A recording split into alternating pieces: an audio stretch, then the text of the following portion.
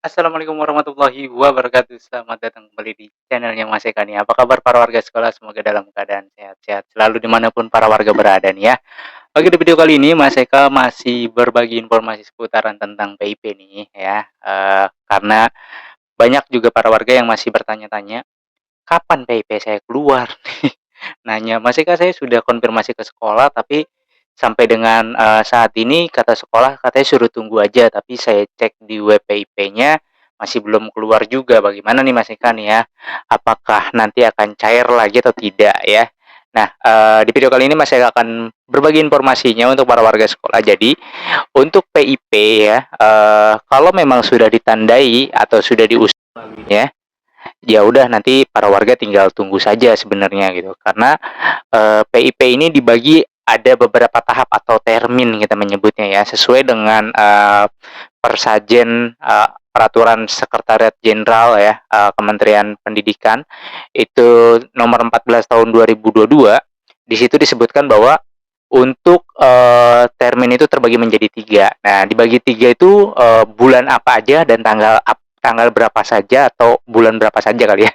Bulan berapa saja sih PIP-nya itu bisa dicairkan, terus kriterianya apa aja. Nah, di video kali ini Mas Eka akan berbagi informasinya. Tapi sebelum itu untuk para warga sekolah yang mungkin baru menemukan channelnya Mas Eka nih, silakan subscribe dulu channel ini untuk mendukung channelnya Mas Eka agar bisa berkembang lagi dan bisa memberikan informasi-informasi terupdate kepada para warga sekolah pastinya. Oke, langsung aja kita bahas ya untuk pemberian termin PIP untuk para warga sekolah nih ya. Yang kemarin cair itu adalah termin satu. Termin satu itu dimulai dari bulan Februari sampai dengan bulan April ya. Jadi untuk yang kemarin cair yang tanggal 1 April ya, sudah mulai pencairan.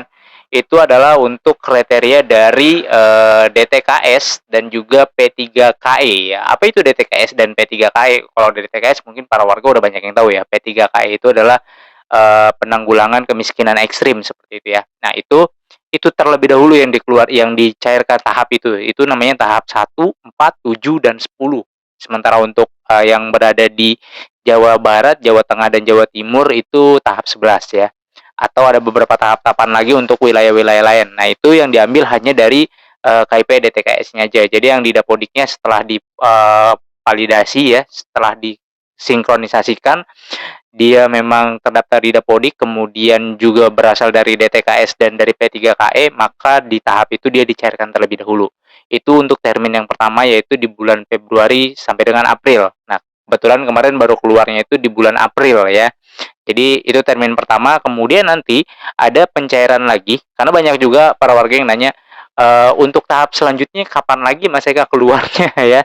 Untuk tahap selanjutnya atau di termin yang keduanya itu di bulan Mei sampai dengan September. Jadi kemungkinan nanti di antara di bulan-bulan itulah, kalau misalkan besok saya udah mau masuk bulan Mei kan ya. Berarti nanti sekitaran di bulan Mei, Juni, Juli ya, atau di Agustus bisa jadi ya. Pokoknya di sekitaran dari bulan Mei sampai dengan bulan September itu termin kedua, dan untuk beberapa kriteria.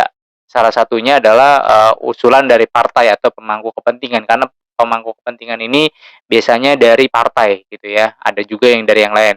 Kemudian juga dari usulan dari dinas pendidikan. Nah, dari dinas pendidikan itu biasanya kan usulan dari sekolah-sekolah ke Sudin, Sudin baru ke dinas. Makanya sebenarnya yang pertama itu harus ditandai terlebih dahulu di dapodik sekolahnya dari sekolah yang tempat para warga tempati sekolah gitu. Kalau dari situ aja sudah tidak diusulkan, bagaimana bisa masuk ke Sudin ataupun ke dinas? At least itu misalkan di dinas tidak ditetapkan atau tidak masuk kuota ya, yang penting kan dari sekolah sudah mengusulkan dulu. Kalau misalkan dari sekolah saja sudah tidak diusulkan, bagaimana mau masuk bisa masuk di usulan dinas. Jadi poinnya adalah diusulkan terlebih dahulu atau ditandai terlebih dahulu di dapodik sekolahnya gitu ya. Apakah nanti setelah ditandai di dapodik sekolah itu bisa otomatis dapat PIP? Mas Eka, enggak, karena memang nanti akan ada kriteria-kriteria tertentu yang mungkin kalau memang jumlahnya melebihi dari daya tampung, bukan daya tampung, dari kuota yang diberikan gitu. Misalkan penerima PIP ini hanya dibatasi kuotanya hanya untuk 100 orang, ternyata yang daftar 300 orang, berarti nanti mungkin ada skala prioritas gitu ya.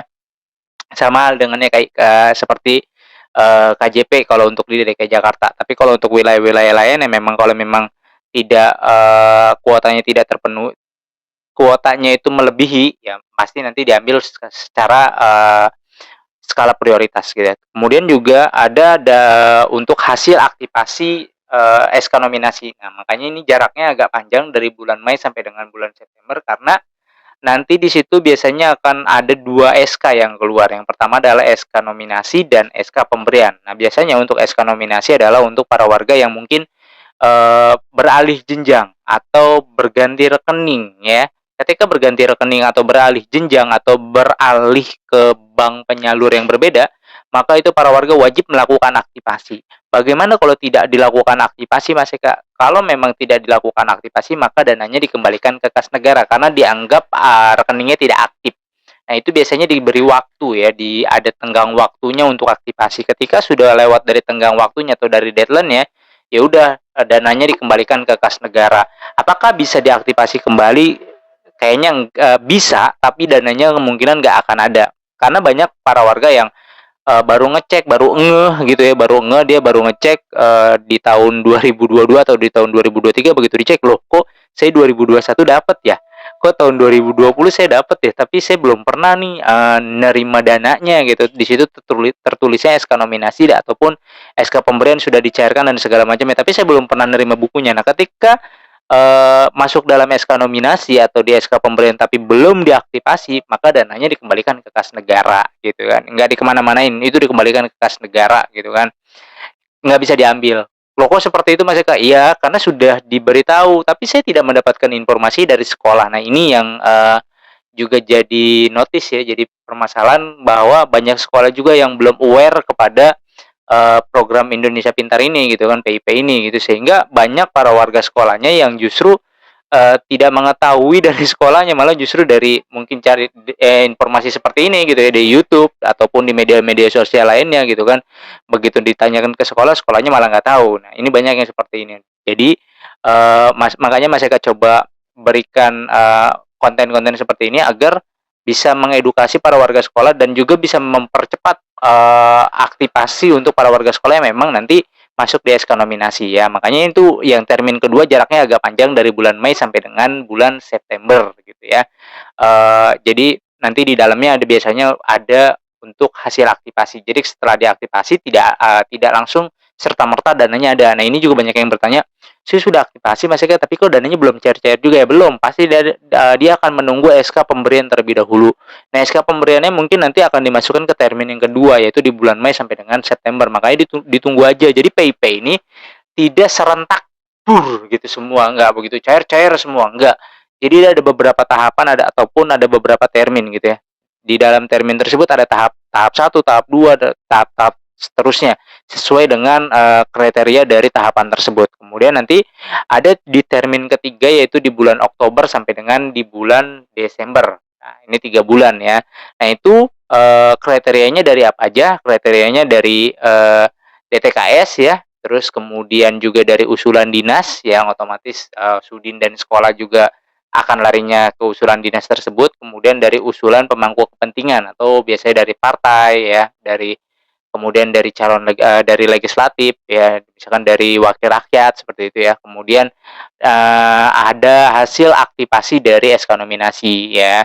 Jadi tetap di 2 bulan itu, makanya ini kan banyak yang nanya, tahap ini saya nggak dapat, apakah tahap berikutnya dapat? Nah, kalau memang masuk dalam kriteria tersebut, terutama kalau sudah ditandai di dapodik sekolahnya dan diusulkan kembali melalui dapodik sekolahnya, ya udah tinggal tunggu nanti di SK berikutnya gitu kan. Kalau masuk dalam kriteria yang tadi Mas Eka sebutkan sesuai dengan Persajen nomor 14 tahun 2022 yang membahas tentang petunjuk teknis untuk pendataan PIP ini gitu ya. Kalau memang masuk di dalam kriteria tersebut, ya udah tinggal ditunggu aja gitu kan. Berarti di tahap sekarang nggak keluar ya, mungkin nanti di tahap berikutnya masih ada di bulan Mei sampai dengan September untuk termin 2 dan di Oktober Desember untuk termin ketiga. Dan perlu diketahui ya para warga, jadi dana yang didapatkan untuk PIP ini ya hanya 1 tahun sekali aja sesuai dengan Persajen nomor 14 tahun 2022 ya. Ini masih belum diganti, masih menggunakan Persajen 14 tahun 2022 untuk acuan petunjuk teknis pendataan program Indonesia Pintar ataupun KIP-nya ya. Di situ jelas banget tertulis 1 kali dalam 1 tahun pemberian. Berapa jumlah nominal yang didapat, Mas Eka?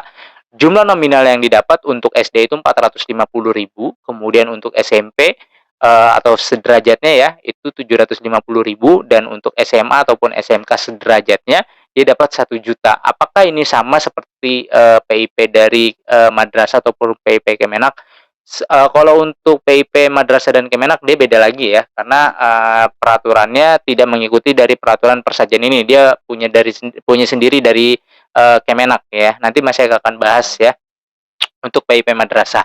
Nah, banyak lagi yang nanya, Mas Eka kok saya dapatnya kemarin setengah doang, nggak full, katanya tadi dapat 450.000, kok saya cuma dapat 250.000, terus yang SMP saya katanya dapat 750, kok saya cuma dapat 350, tadi katanya dapat 1 juta, kok saya cuma dapat 500.000, Mas Eka, kenapa itu ya?